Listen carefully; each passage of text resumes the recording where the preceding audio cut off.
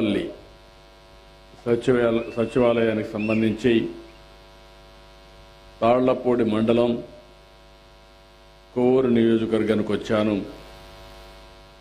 ఈ సందర్భంగా గౌరవ శాసనసభ్యులు వెంకటేశ్వరరావు గారు,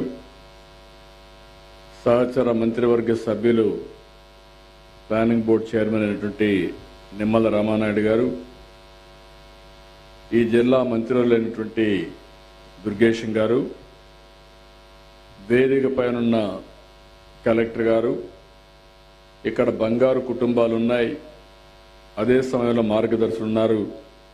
వారికి గ్రామస్తులందరికీ పేరు పేరున మనస్ఫూర్తిగా నమస్కారాలు, అభినందనలు, శుభాభినందనలు.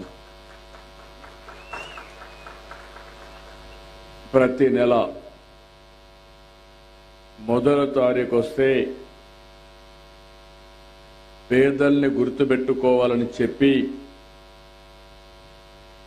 అటు ప్రభుత్వ యంత్రాంగంలో ఉండే అందరూ కూడా మంత్రులు, ఎమ్మెల్యేలు, ఎంపీలు, ఇంకొక పక్కన ఎన్డీఏకి సంబంధించిన కార్యకర్తలు, నాయకులు, ప్రభుత్వ యంత్రాంగాన్ని అందరినీ ఒకసారి పేదల్ని దర్శనం చేసుకునే కార్యక్రమానికి శ్రీకారం చుట్టాం.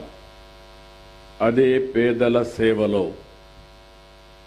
నాకు తెలిసినంతవరకు ప్రపంచంలో ఎక్కడా ఇలాంటి కార్యక్రమం జరగలేదు. డబ్బులు ఇవ్వడమే కాదు, ఆ డబ్బులు ఇచ్చే సందర్భంలో మొదటి తారీఖు వచ్చిందంటే నిద్ర లేసిన వెంటనే ఎంత తొందరగా మీకు ఆ డబ్బులు ఇవ్వాలనో అంత చేరవేసే విధంగా ముందుకు పోతున్నాం. మొదటి తారీఖు అనగానే కళకళలాడుతున్నాయి గ్రామాలన్నీ. ఆనందంతో ప్రతి ఒక్కరు కూడా సంతోషంగా ఉన్నారు. దానికి కారణం ఈ పింఛన్లే ప్రధాన కారణం అని మరొక్కసారి మీ అందరికీ విజ్ఞప్తి చేస్తున్నా.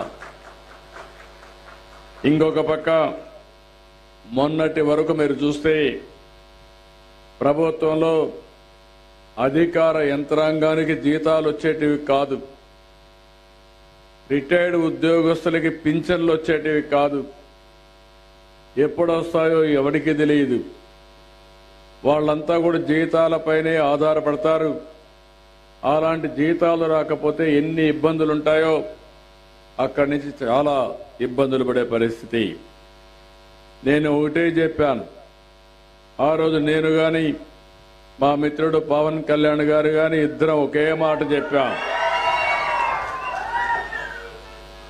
ఈ రాష్ట్రాన్ని పునర్నిర్మాణం చేస్తాం, విధ్వంసం నుంచి వికాసం వైపు నడిపిస్తామని చాలా స్పష్టంగా మీ అందరికీ హామీ ఇచ్చాం.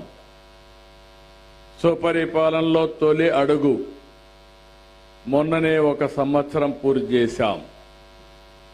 నా జీవితంలో చాలాసార్లు 4వసారి ముఖ్యమంత్రి పదవి నాకేం కొత్త కాదు.